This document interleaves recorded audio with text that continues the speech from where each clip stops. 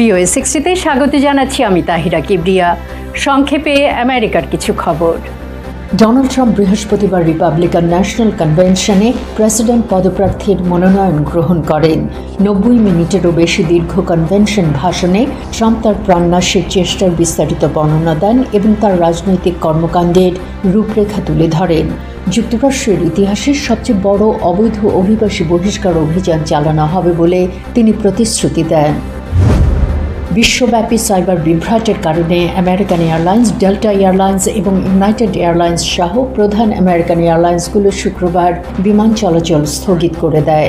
Cyber নিরাপত্তা প্রতিষ্ঠান CrowdStrike জানিয়েছে, মাইক্রোসফট উইন্ডোজ কম্পিউটারে ত্রুটিপূর্ণ আপডেট প্রয়োগের সময় এই সমস্যার সৃষ্টি হয়।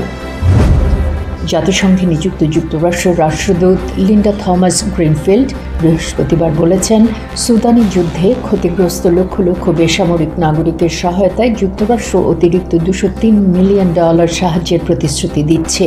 জাতিসংঘ বলছে, সুদানের মোট জনসংখ্যার অর্ধেক, প্রায় 2.5 কোটি মানুষের সাহায্যের প্রয়োজন। আজ পর্যন্তই। Tahira Kibria, voice of America, Washington.